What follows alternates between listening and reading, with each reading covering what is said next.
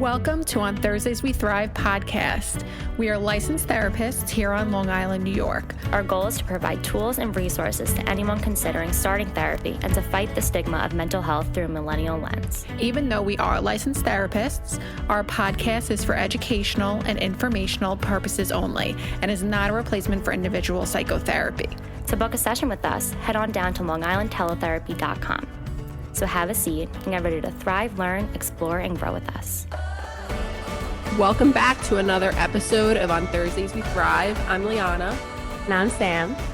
And today we're going to be talking more about technology as a way to cope, like when we're on our phone and kind of doom scrolling, and the releases we gain from it, how much is too much, and how can we lovingly detach from technology or social media, and how we know if it's getting too much.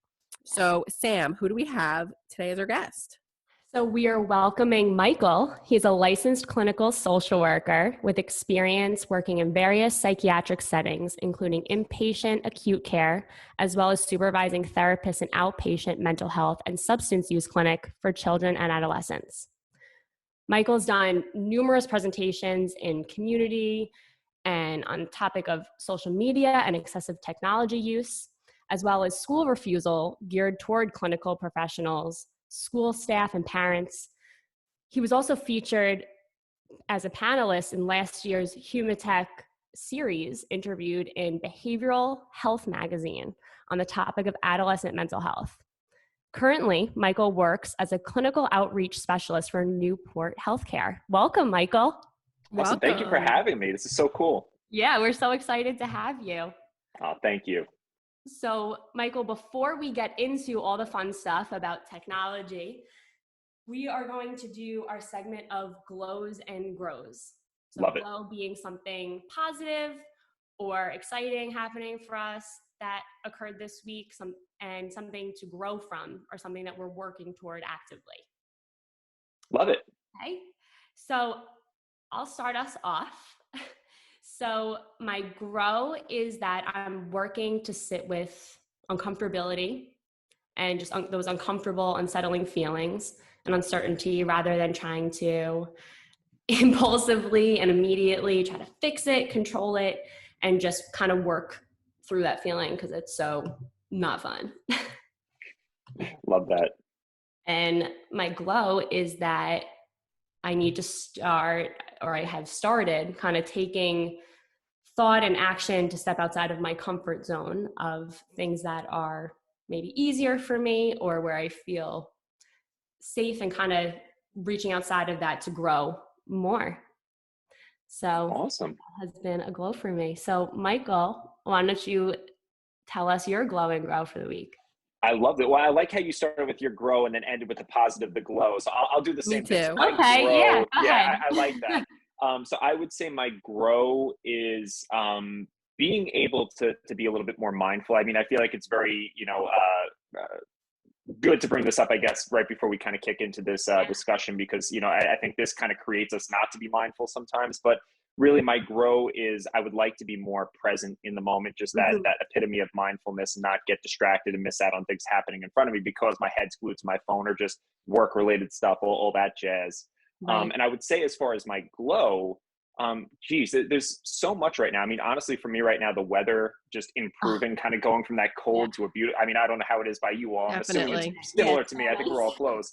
But just the nicer weather today, I think automatically just kind of boosts up my mood. But as far as a glow for me personally, I've been trying to be a little bit more proactive as far as taking care of myself, self-care, going to the gym, stuff like that. I've been very consistent with it. So that's something I'm very proud of myself for. Like, that being said, for like the past week or so. So we're starting slow, but I've consistently been going to the gym for the past week. And just there's so much, as I'm sure the two of you are familiar, so much research and discussion about how being active and not sedentary has such a positive impact on your mood and overall functioning. So that's my glow for sure. I love that. And I love that you said that you're taking, smaller steps, that are attainable, because that's something we always are, reminding everyone and even ourselves that we don't want to overreach it. So that's why it's been consistent. Yep. But hey, I'll take it. Whatever it is, it's working so far. So one step at a time. Having the goal for our mental health is really a great thing to set our mind to. I agree. I've been loving the warmer weather. I'm going to take a walk today because it's just, I think it gets everyone in a better mood. For sure. So I'll start with grow, is meeting myself where I'm at, because I don't know if listeners can hear, I'm a little congested. So I was sick this week and no vid, don't worry. And so, taking time off from the gym, I had to cancel a few sessions because it just wouldn't have been productive if I had in-person sessions or even some virtual, because like I wasn't able to be fully present. So, meeting myself where I'm at, which is, ongoing, what's the word? Like ongoing path for me. So, so that's my grow. And my glow is being assertive when asked how I feel about something, rather than just saying yes and then like later on being like, why did I just say that? Like I'm actually annoyed and then I get resentful, but really resentful against myself. So I'm working on being more assertive and sharing how I feel without fearing the outcome. Wow. Gosh, can I change my grow? Yeah. I Let us know how that goes and then Yeah. tell us if we're safe to do that. I will. Leanna, it's so funny that you mentioned that because, so often a lot of times people think, assertive is not a good thing. Like assertive is too strong, too abrupt. And really assertive speech is actually a positive thing, being able to kind of advocate for yourself and knowing when to say yes and knowing when to say no. So I love that one. Yeah. And I tell my clients, I use the word like appropriately assertive because that's how we have that negative stigma with assertive, just being assertive. And there's a difference between like aggressive, passive, and assertive. So I totally agree that is such a work in progress for us all. But Leanna, that's great. Thanks. So we're going to take a little break. And when we come back, we're going to get into the problems with technology and why we may be doing the things that we do.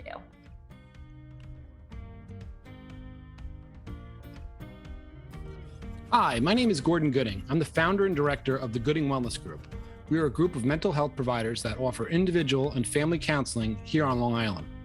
I wanted to come on to talk briefly about how excited we are to be partnering with Leanna and Sam on this amazing podcast on Thursdays We Thrive. The podcast goals of talking about mental health and breaking down the stigmas of asking for help are a shared passion for each of us. Our team at Gooding Wellness provides counseling for all ages with a special emphasis on supporting families. We're available for in-person sessions here in Cold Spring Harbor, New York.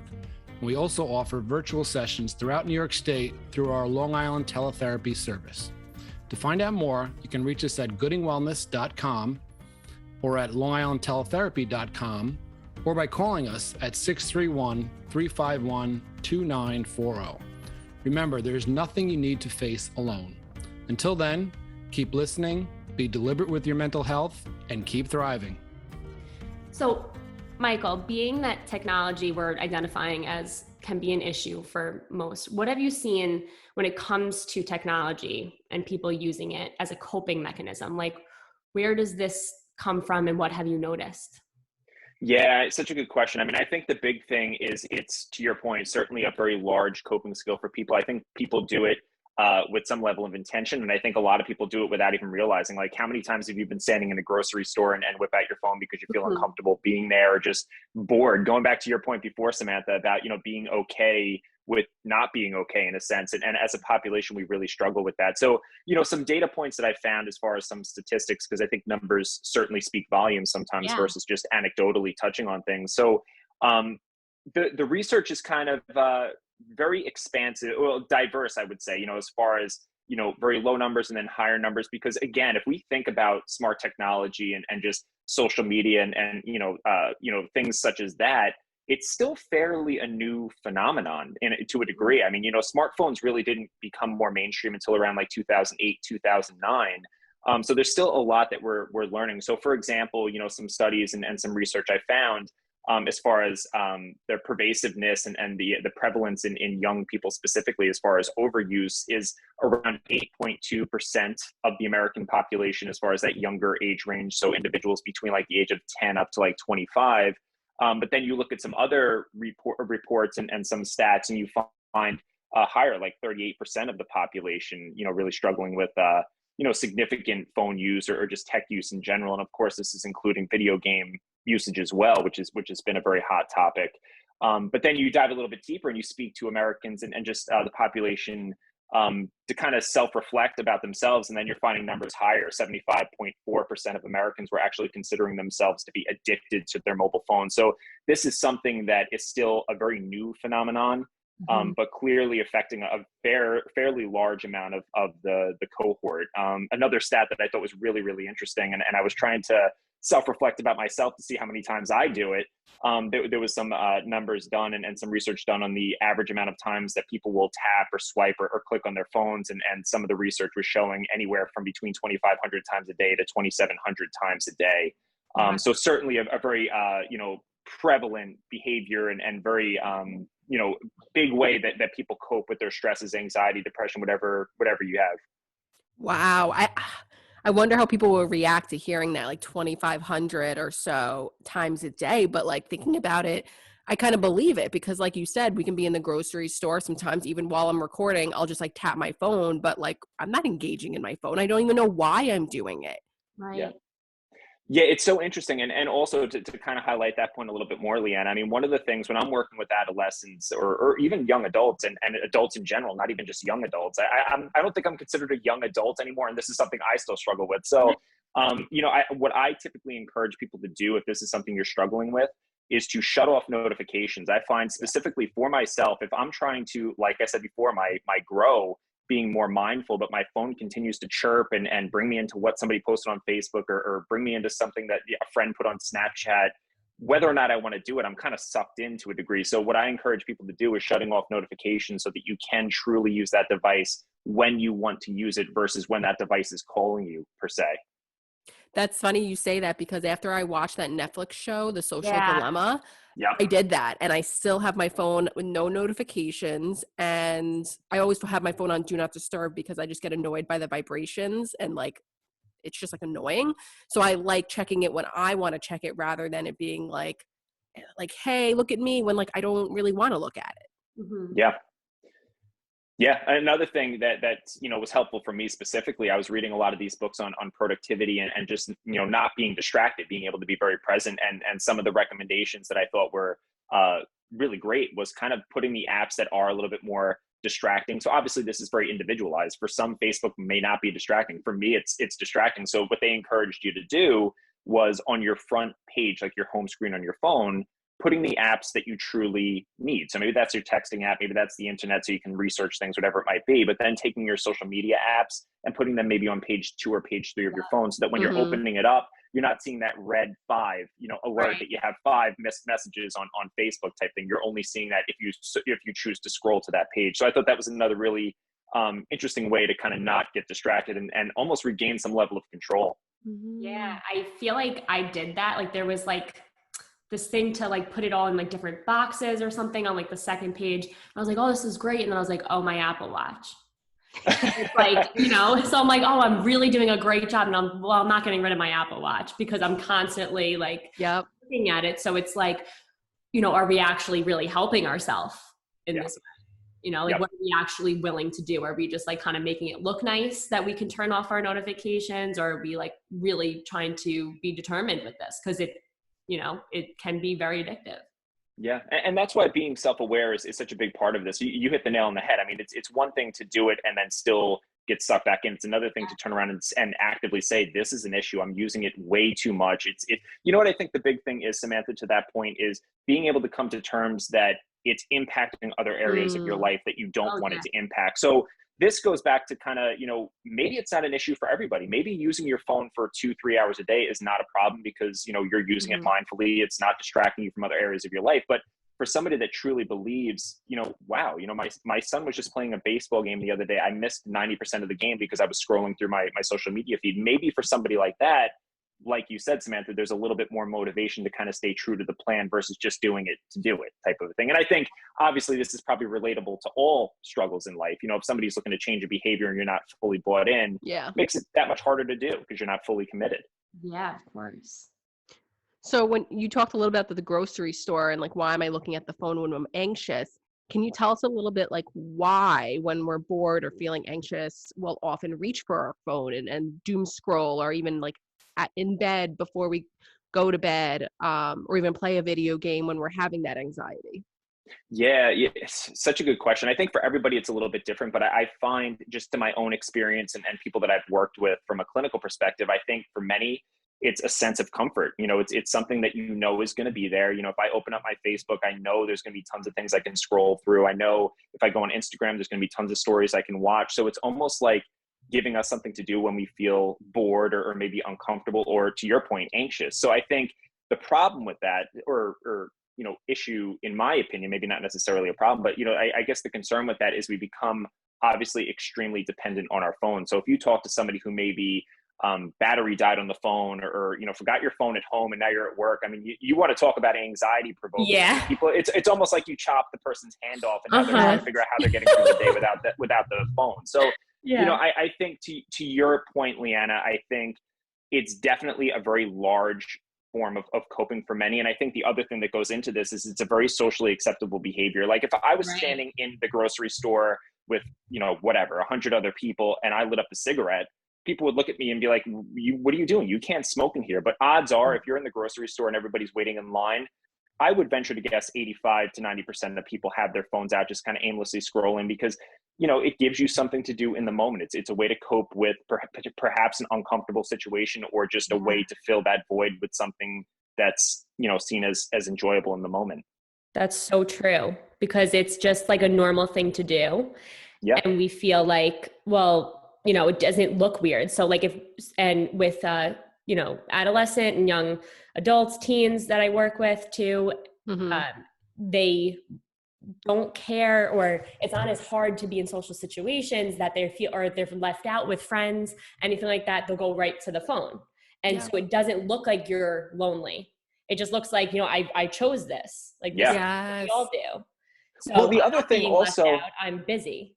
Yeah. And I love that, Samantha. I think that's certainly for some, I think that's probably it. Look at me, I'm not alone. I'm engaging in all this stuff on my phone right now. So I kind of, it gives off a certain persona in that regard. But I think also the tough thing with the phone, or again, a lot of these things can kind of be positive and negative. I mean, the fact that we're walking around with a computer in our hand is kind of good to a degree in the sense that if you needed to know something now, I can give you guys the answer within probably 5 seconds. So that, people could turn around and say that's a positive. I think the issue that we run into sometimes is the fact that we have access to literally anything we want at our fingertips. It's very hard to break away from that. So again, you talk about the grocery store. I may just open up my phone because I got a text from my friend John. Okay, I read the message from John and that made me think of a YouTube video I wanted to watch. So now I'm on to YouTube and that sparked something else. Now I want to go to Facebook to check out, it's this constant rabbit hole. And, there's something called a hypnotic trance, essentially, where, you may turn around and say, all right, I got 10 minutes to kill before the next client I'm seeing or before the next meeting. And 10 minutes turns into a half hour because you just start aimlessly scrolling and you just lose track of time. So I know for myself, I can't speak for the two of you, of course, but I know for myself, I've done that countless times where I turn around and say, oh, well, whatever, Instagram for 5 minutes is not the end of the world. All of a sudden I look up, I'm like, I've been doing this for the past hour. That's a problem. Right. Oh yeah. And it's like de-stressing. It is. And like, I know for me, when I go home and like I'm laying in bed, I love just scrolling on TikTok. It's like a decompression, right? And it's like, I don't have to think. Right. And part of what you were saying kind of made me think of like instant gratification, because it's like, we always have like a new story to watch, or we always have like, oh, I have so many text messages and, oh, well, that's done now. I can go on Instagram. So, they've said that how phones are kind of like slot machines, being that it's like instant gratification, wanting more. Do you feel like this is true? And can you tell us a little bit more about that? Yeah, I think, as far as a population, and you can talk about, children this way and adolescents, adults, of course, I think we've certainly shifted from a delayed gratification population where we wanted to kind of put the effort in to see the end result maybe months or years down the road, to now all of a sudden wanting everything in the moment. Like, you look at something as silly as signing on to something. If it takes 3 seconds for the page to load, you're like, what's going on? Why is this taking so long? Like, we want everything when we want it in that particular moment. So I think, instant gratification certainly plays a role in this. I think, the other thing also, I think we all live very busy lives, but I think it's a lot of kind of disorganized busy. And what I mean by that is, a lot of us, we work, whatever it might be, 8 hours a day. And then at the end of the day, there's not always a ton of structure per se. Now, I'm not saying you necessarily need to time block your whole entire day, but I think having some purpose, some things that you're looking to potentially do, kind of keeps you somewhat grounded and kind of on track. And what I mean by that, going back to your point, Leanna, or Samantha, I don't know if you brought it up, when you're kind of sitting at the end of the day scrolling through Instagram or whatever, I've done it so many times where I turn around and say, wow, I should have really been reading. Like, I should have been doing something productive in this time versus just aimlessly scrolling through videos. And I think the problem is I didn't kind of make that appointment with myself. So when we have nothing to do, we make ourselves busy with things that really don't help to a degree. And again, I don't want to overgeneralize. I think probably when you're aimlessly scrolling, you may learn 5 or 6 new things, which is pretty awesome. But, a lot of times it's usually the videos that are kind of really not doing much for you. They just kind of grab your attention and now you're sucked down that rabbit hole. Right. And it can, like, for instance, for me, when I do it, it's more like I don't want to think about anything. So I just and now certain things are funnier. Like on my feed, it's more like humor or light. Yep. Whereas like my feed used to be filled with like very dark and like stressful things that would make it way worse for me. So I like to just, like you said, the instant gratification feeling and just kind of whatever. But then I also sometimes realize, okay, so I have the TV on, I'm scrolling and I'm not even being present for my phone or the TV. Yeah. And then I'm like, and I'm zoned out because I'm actually not even paying attention to what I'm scrolling on. Yeah. I'm thinking of something else. I'm scrolling and the TV's on. So it's like, what are we doing? And like you bring up the reading thing, it's like, okay, we might even have a plan. Like, you know what, when I go home tonight, I'm going to read. That would be so good for me to do. I can learn something new. I can start this. And and they're like, all right, let me just like check my phone quick and boom, we're sucked.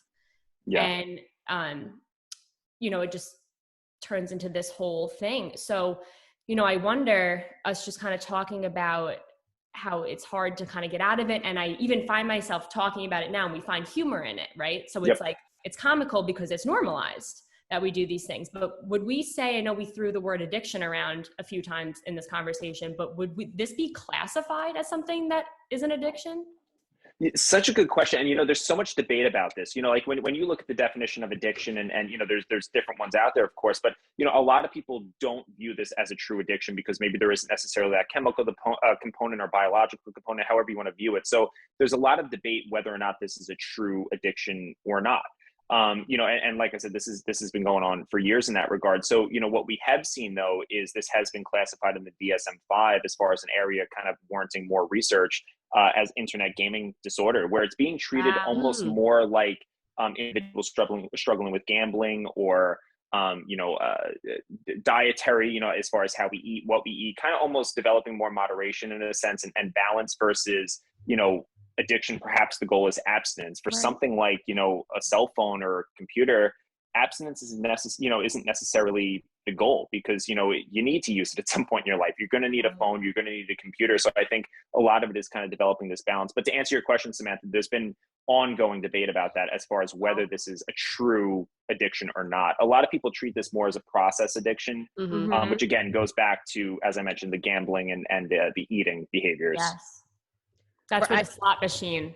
Correct. Yes. Yeah. Because just like that, when we're talking about gambling and some of the similarities and commonalities between that and the excessive tech use, I mean, you look at things like something as simple as intermittent rewards to a degree. Like you look at somebody that gets glued to a game. There's actually been books written about this and actual studies done on this, where somebody that continues to win over and over and over, they get bored because there's no variable. It's just like, okay, whatever, at some point it just becomes almost monotonous to a degree. But if you turn around and you let somebody win that first level and then all of a sudden they lose 3 times, it keeps sucking you in because this time I'm going to get it. Very similar to gambling. You're not going to sit. I mean, it'd be kind of cool to a degree sitting in front of a slot machine and winning every single time. That'd be kind of cool to a degree, but it's not as like it doesn't captivate you as much. It doesn't. I mean, you look at something like, people that struggle with gambling, you sit at a table with $100 or whatever, you lose $30.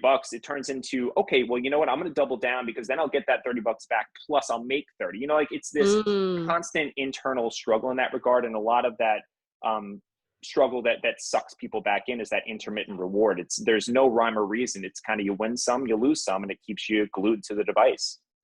Ooh, that's so interesting because it's kind of like that what if, or like, oh, well, if I win, then like I'll win my money back, or if I stay on my phone, then like, I don't know, let's check Instagram because Facebook is boring, Right. or And let's just check trying to make Snapchat. it like Yep. making it better. They're like, oh crap, like I lost all this money. I have to quickly like get it back. I have to get it back. And if I just keep going and going, I'll win it. It's like you can't process that, like, stop. Yeah. Right. Yeah, it's that unknown that's very captivating for a lot of people, not necessarily knowing the end result, but it might be really good or it might be crappy. But if it's crappy, that's okay. I might get something good the next time around. It keeps you very, very drawn to it. Yes. So what do you feel like are, like, as we talk about like how it can be a process addiction, or like getting to the point like we recognized if it's being like impacting our life, what do you feel like are some negative effects of the growing social media outlets, like with all the growth in TikTok or just like all these new apps that people find out about? Like, what do you feel like are some negative effects of that? Yeah, I would say first and foremost, I mean, a lot of social media and technology is kind of, it stands on the whatever you want to call it, the premise or the ideology that it's bringing us closer together as a population. We're able to connect on Facebook, we're able to connect on Instagram, Snapchat, all that stuff. But in reality, it's actually pushing us further away. I mean, now there's a reason and an opportunity never to leave your home, because you could talk to all your friends and family members or work or go to school solely virtually. You don't need to physically go anywhere. So I would say certainly one of the negatives that comes with is just this continued pushing each other away socially to a degree, and never really having a reason necessarily to need to leave the house if you don't want to. So certainly first and foremost, I mean, people that struggle with social anxiety and stuff like that, this has been a great option for them to never have to, put themselves in those uncomfortable situations. Going again to your point, Samantha, as far as being okay, not being okay, they're never necessarily put in that uncomfortable situation because they have a way to work around it. Yes. Additionally, when you're sucked into the social media or just technology in general, we see this a lot with kids. They start struggling with things as simple as eye contact, as simple as give and take in a conversation. Like, you look at somebody who's texting, if you said something to me that's uncomfortable for me via text, I don't have to answer. One of the biggest slaps in the face apparently is when kids leave each other on red. Yeah, I've heard that from so many hurts. people. That is you want to mention a quote unquote trigger. That's a trigger for many, that that person saw that message and they are not responding to you. But what I'm getting at is, if we're in real life and I said something to you, Leanna, and you just stared at me and never responded, I'd be like, what's going on with Leanna? I just asked you a question mark. You're right. It doesn't make sense. But we're seeing people that, don't need to respond in the moment because they're communicating through a computer screen, or have a way to work around some of those social anxieties, or just, poor social skills that they have. They're never really able to work on strengthening them. I equate it to somebody going to the gym. If I'm going to the gym once a month and trying to run 5 miles, it's always going to be hard for me. I'm not developing that stamina. I'm not using that muscle and doing that day in and day out. If I'm going to the gym, like I mentioned before, going for a week straight, that running is getting easier every single time. Yeah. So very similar. If somebody's trying to develop social skills, being able to be in uncomfortable situations and cope with that, you need to be in those situations. You can't kind of pick and choose when you do them. Right. I tell a lot of my clients, like, the only way to get through a fear is to like keep practicing at it and like prove to ourselves that we can do these things. I want to mention something that you kind of sparked to me, is that, so people use it as like, okay, I don't have to answer someone, or lacking social cues. It also, I can see it being like a way to impulsively blow up someone's phone through our anxiety, and causing more fights and miscommunication. And if we see that someone read our messages, or we see that, they're online somewhere, but they didn't answer our message, it's like, oh my God, they hate me, right? So we start blowing up, or we start having a panic. It's like, we know too much, right? So I can see that being like a toxic thing in that way, or just bad habit, unhealthy in relationships, and like just blowing up someone's phone. Where are you? Why are you not doing this? Things like that. Friendships, relationships, whoever it is, parents seeing kids, things like that.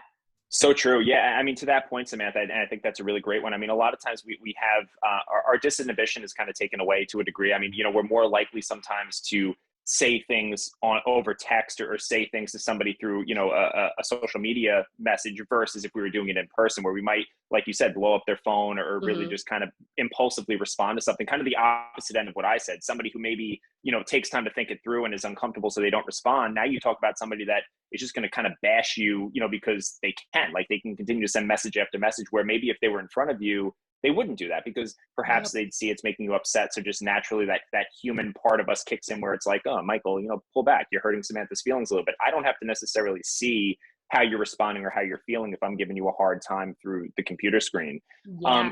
I think going back to and not to change the subject on you, Samantha, but it made me think of something else that Leanna asked before as far as some of those negatives that come with. I think if you're talking about somebody that struggles with anxiety or perhaps depression, there's also a lot of research and kind of discussion about how excessive social media use and stuff like that actually creates additional anxiety and additional depression, because a lot of what ends up happening is if we're a person that perhaps, making it up, of course, but struggles with self-image or just struggles with, our own, self, whatever it might be, just about ourselves, we start playing that comparison game. So I might scroll through everybody's page, turning around saying, God, my friend goes on all these awesome vacations. He's so much fun. I'm so boring. Why can't I do more stuff like that? Or you look at a picture of people that are, attractive in your particular opinion, and you're like, I'll never look that good. I'm never going to be that handsome or that beautiful. And it's this constant, again, going back to this rabbit hole of just negative feedback or negative emotions we're kind of portraying on ourselves because we're playing this constant comparison game. Right. Thank you for bringing that up, because a lot of times, like when I work with clients about like body image or disordered eating or like trying to be in acceptance with their bodies, I always ask them, and this is something I've used, is like, who are you following on social media, right? Like, do you have other people on your feed with a diverse background, meaning like body shape, body size, or ethnicity and race? Because like if we see thin white people on our feed, we're going to think like that's the ideal. Like, why am I not like that? So kind of like, what are we consuming really? Yeah. Because like you said, it does impact our anxiety and create, oh my God, like so much more low self-esteem, confidence issues. It's especially as like vulnerable adolescents and kids. Yeah. And I think also, the question is, how is it getting you towards your actual goal? So for example, somebody who maybe is not happy with their appearance, whether they feel they need to, lose a couple, whatever it might be, how is scrolling through social media getting you towards that ultimate goal? Maybe the discussion needs to be, okay, so this is something you're unhappy about. How do we change it? How do we get it to the point where you feel you'd be happier? And maybe that's doing something, like I said, starting to identify times where you're going to physically go to the gym versus, again, playing that comparison game where really ultimately it's not changing the end result. It just keeps us stuck in this constant feeling. And they think that it is like, they think that, and Liana and I have done a different social media episode, and like motivation and like harsh criticism and beating ourselves down by saying, I don't look like this, is not going to help anything. And not going to just make you do it more. And it's like, well, I see all these workouts, and it's like, yeah, but how many of them have you saved and you never even looked at them again? You just got mad at yourself because you're in your bed at that moment. Yeah, so true. There's a lot. And of course, unfollowing people in our lives that are not serving us and that we need to move away from is important too. But kind of moving forward with this is, what do you feel are some trends that you've been seeing regarding tech use? Yeah, so I definitely that how did you word it? The doom scrolling? What is that what you said, Leanna? Yeah. That's something. It's not a newer trend by any means. It's just still something that we get caught up doing. But as far as trends that I've seen, I actually learned this a lot of because I do this presentation on the effects of excessive technology and social media use, and more importantly what we could do about it. And a lot of the information I gathered for that particular presentation was information that I learned from adolescents, sitting in sessions with them and kind of hearing about some of the struggles that they have, some of the new trends that they're seeing. And I remember, and it's a newer trend, I guess, a couple of years ago, I remember hearing about it, about Finsta accounts. Are you guys familiar? Okay, so there you go. So, a fake Instagram account, and naturally the clinician in me, when I heard somebody say it, I was like, well, that's probably not good. Why do you need a fake account? And she described it to me, how it might be more of a positive to a degree, and also obviously how it can be used a little bit more negatively. So having that fake Instagram account, I know she described it as a way to kind of, potentially bully somebody or do things without any real necessary repercussions for you, because it's not necessarily tied back to you. Like if I'm creating a Finsta, most likely it's not going to be Michael Dzwil, Finsta. It's going to be John Smith Finsta, no real repercussion for me necessarily. So again, we talk about disinhibition. I might be more willing to do things on there and not necessarily have that same level of thought before posting something, because again, there's no real penalty per se. So that's a trend. I think another big thing is the video gaming has been a big thing. I mean, when we talk about social media, I've added video gaming to social media because social media, when I was a kid, of course, I don't know how old the two of you are, none of my business, but I am 35. So I remember my first console that I had was Sega Genesis. And if you were playing with multiple people, it's because you had a friend sitting either to your left or your right with a controller. And that was kind of the interaction. And now you talk about video games, you could play with people all across the nation, all across the globe. So it's being seen more as a social media way of kind of interacting because you're entertaining yourself, but you also have the ability to chat with people live. So it does have that connection per se. So that's been a big thing. And I think the trend regarding that is, of the amount of people that want to become perhaps pro YouTubers or pro gamers, where now when you're a parent or a clinician trying to develop more balance with this child or this adolescent, their response is, well, this is what I'm going to do when I get older, so get out of my way type thing. And the way I've kind of addressed that type of response from an adolescent is, if that's what you want to go for, cool, power to you. There are people that do really, really well. I mean, I have, give me 2 seconds, let me pull up my stat. For 2021, the top grossing gamer made, let's see, give me 1 second, $7.8 million. Oh my God. But you look at something like this. So the salaries of true professional gamers, and again, the people that become pro gamers, it's a fairly small percentage. Right. And in that small percentage, you're looking at things as far as, salaries about, 19,000 and then up to like $185,000 a year, depending on how, good of a gamer you are type of a thing. So, that's a pro gamer. You look at a top YouTube person made $54 million in 2021. So you see these success stories. And what I equate this to is when I was a kid, I played hockey, loved hockey. And my response to my parents was, well, I don't want to go to school because I want to be a pro hockey player. I'm going to the NHL, so get out of my way. And their what would you say the response to me was? So I said, Mom, Dad, I'm going to be a pro hockey player. What do you think they said to me? Like, yeah, whatever. You're going to college. Well, in so many words, Leanna, essentially what they were saying to me was, great, go for it, but you better have a plan B. There's not many people that get into the professional hockey league, and national hockey league and do this professionally. So, it made me, even though I didn't want to at the time, because in my eyes, I was going to be a pro hockey player, it made me kind of sit back and say, okay, I guess I'm going to college and I'll major in this and play, it was one of those things where there was a plan B, and thankfully, because I'm not on a hockey team. So, it worked out in that sense. So that's my long way of saying when this is kind of brought up to me in sessions about how adolescents want to be pro YouTubers or just YouTube sensations or pro gamers, great, go for it. I think that's awesome if you can make that happen. However, what's your plan B? If we're kind of putting all our eggs in this one basket, we're no longer showing up to school, we're no longer leaving our room, we're taking a big vote of, leap of faith, thinking that we're truly going to be able to make this happen and make it sustainable and lucrative for us to be able to support a family or just even support ourselves. Right. And it's a lot of course, like younger adults and teens and little kids saying they want to, because like they can get so much money for playing house, which is blowing my mind that they play house or watch people play house instead of actually.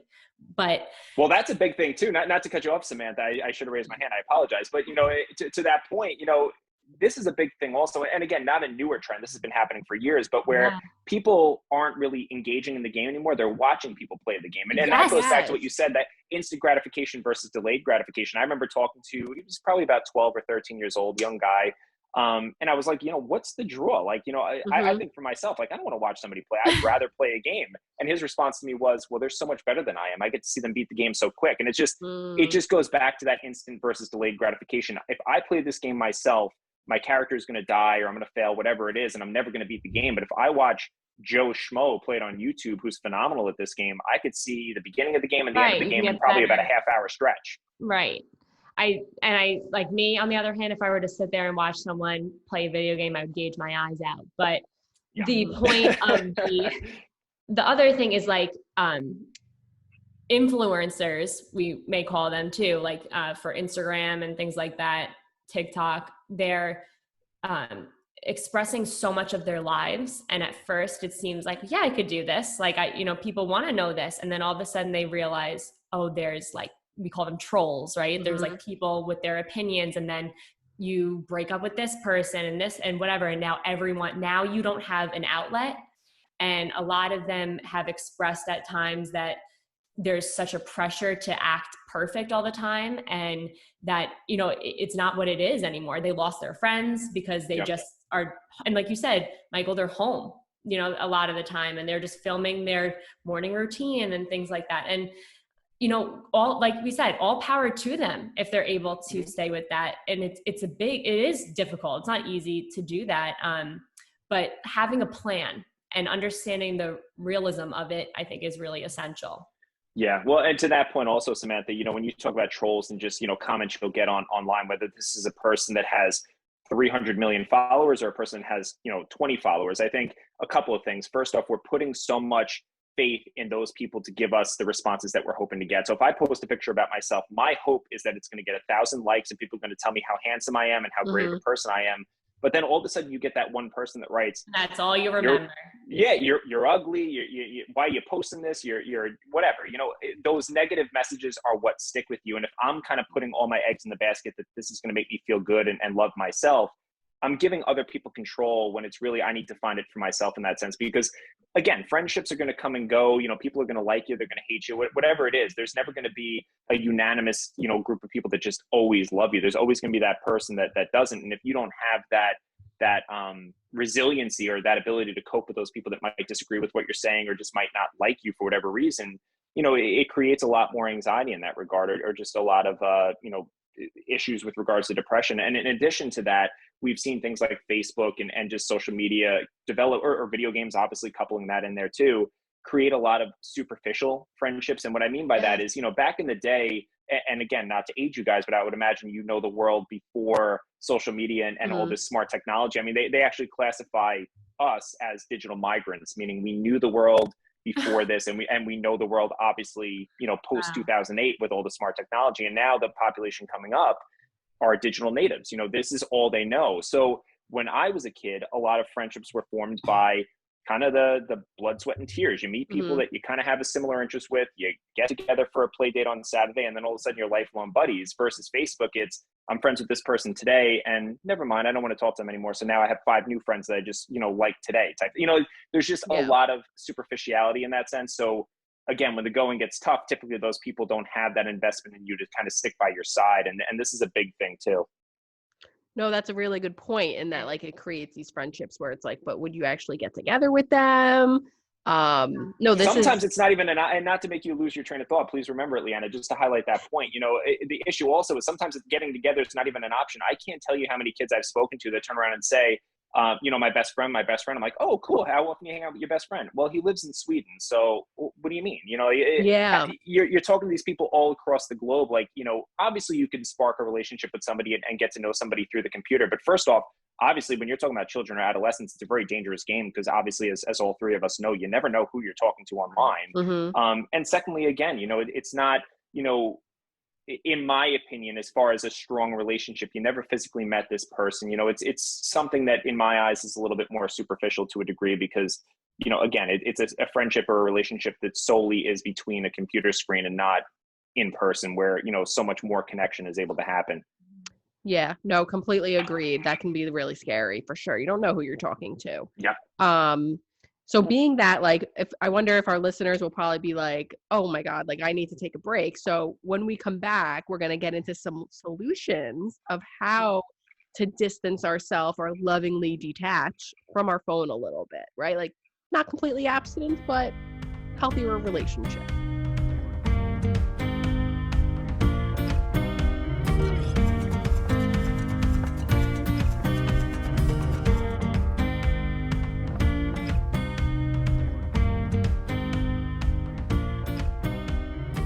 Okay, so let's try to help everyone out here, Michael. That's the goal.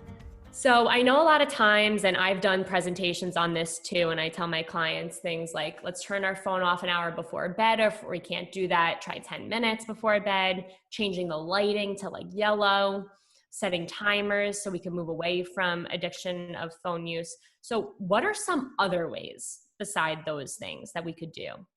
Yeah. So I think, you know, looking at it from a couple of different perspectives, I think, you know, if you're, you know, an adult where maybe some of the responsibility is kind of on you to develop some of those structures per se, or the ability to kind of keep yourself in check in that regard, Having a plan, I think is great. So like you said, being able to kind of identify, okay, I'm shutting this phone off an hour before bed because I know looking at YouTube or watching a video is going to kind of overly stimulate me, and then I'm not going to bed till like 2 o'clock in the morning. So I think having a plan is key. I think the conversation shifts when we're talking about children and adolescents, which I think a lot of this conversation has been kind of geared towards because it's such an issue.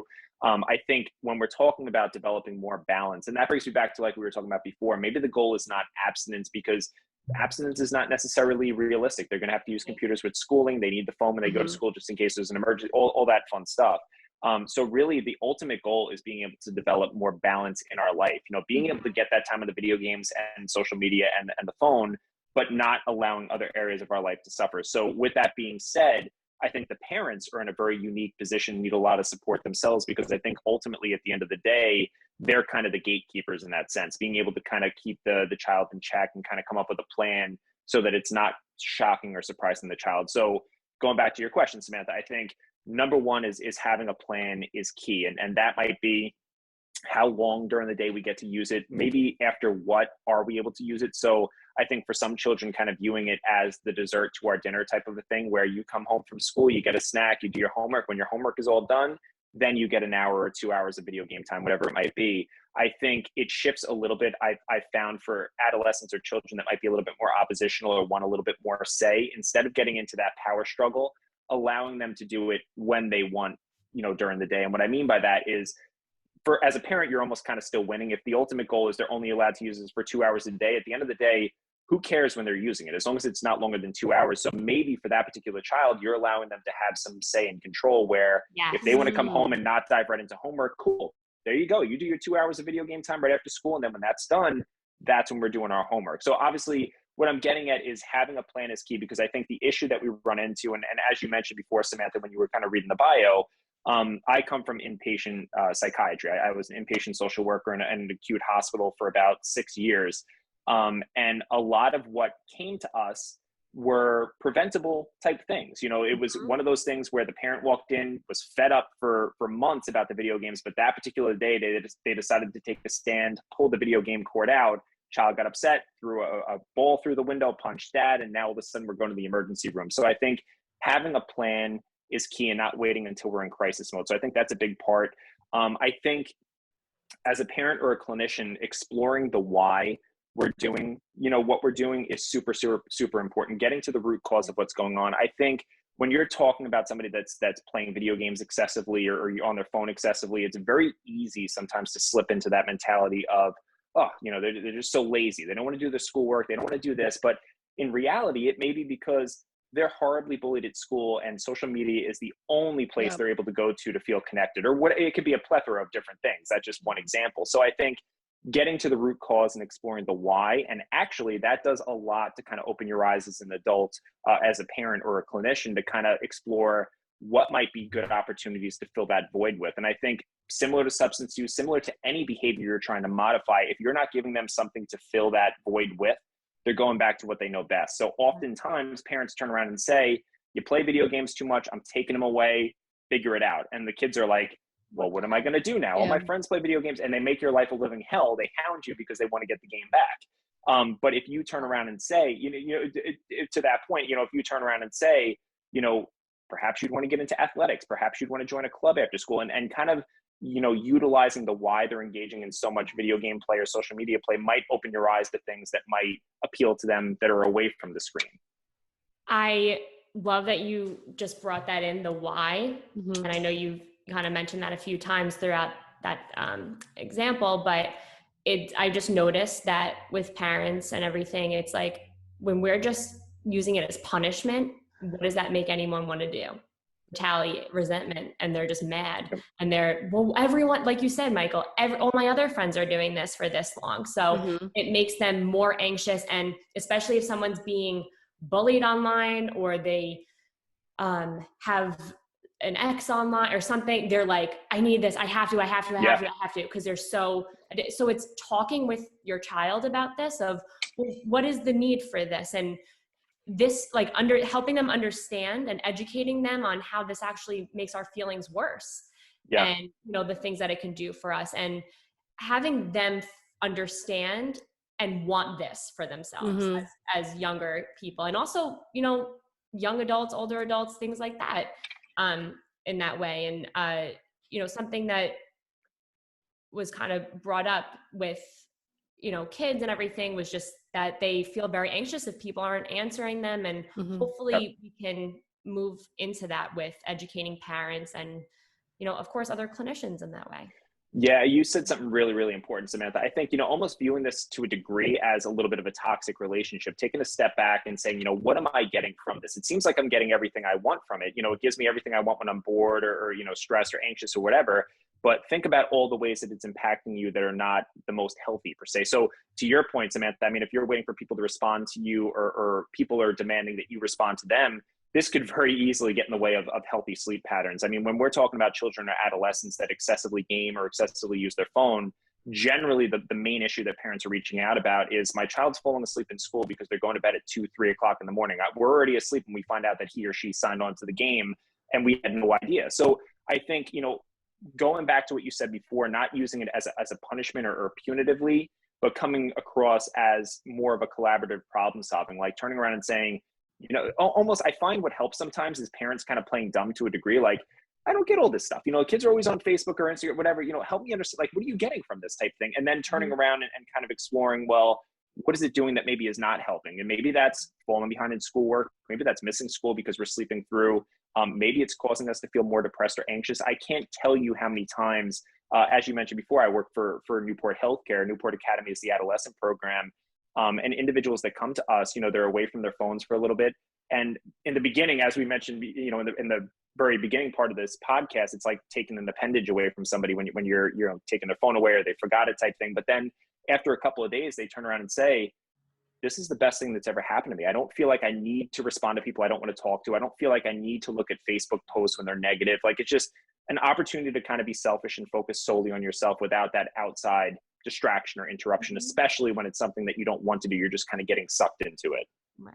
Yeah. And what I'm hearing you say is also like giving them more, like adding more into their life rather than completely taking it away. Like, I just started reading and being consistent with reading, and I'm not like telling myself don't go on social media, but I'm instead like gaining something new that I actually really, really like.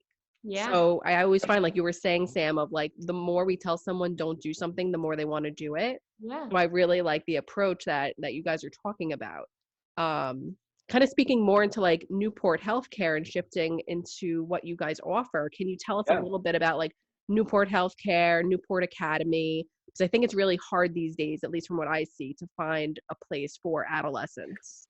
Yeah, you hit the nail on the head, Leanna. It's so tough. I mean, there's not a ton of places out there doing the adolescent work because obviously, as you know, I mean, adolescents bring their own challenges. You know, you're working with parents, you're taking on a full systems approach type of a thing. So I think one of the things that Newport does really well, and actually one of the biggest selling points for me coming on with them, is their ability to help somebody find their authentic self, you know, being able to kind of fully understand what makes us tick, what makes us happy, and kind of, to your point, Leanna, help them find additional things they could take on that hopefully ends up kind of substituting that more negative behavior. So for the sake of this conversation, maybe that's the excessive phone or technology use. It's the ability to kind of introduce them to new things. Newport introduces people to art therapy, music therapy, equine therapy with the horses, which kids love. They love the horses.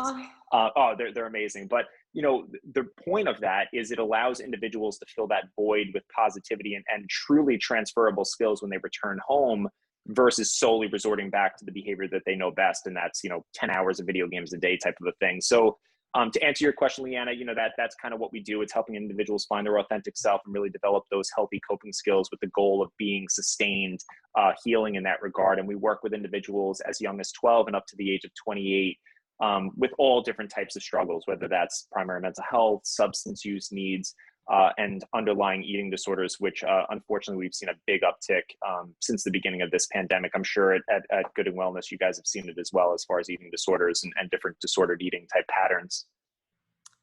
And we can find you like on a website. Yeah, absolutely. I mean, if you plug it into Google, Newport Healthcare, you know, we will definitely pop up. I mean, what I encourage people to do, I mean, one of the big things that Newport stresses is we want to make sure that we're connecting people to the most appropriate level of care. We are very honest when we are not the most appropriate. So my role, the reason why I'm with Newport, is acting as a liaison and helping a family navigate through a very difficult system. So happy to share my information. Sure. Please feel free to pass people on to me if they do have any questions. But yes, going right to Newport Healthcare on Google will definitely help them find us. Thank you so much for all of this. Yes, thank you. Incredible information, such an important topic. And as we're talking, I'm like thinking of so many different ways we can go with this conversation, because it's so broad and there's just so much to it. And I think a lot of people can relate to everything we're saying. Yes. Yeah.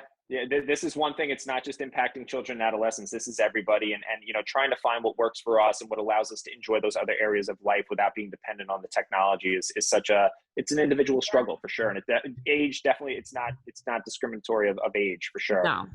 So that is dead on and so accurate. So we just thank you so much for this. Oh, thank you. And before we go, we're going to hit you with a little rapid fire question. Oh gosh. Okay. Let's hear it. Are you ready?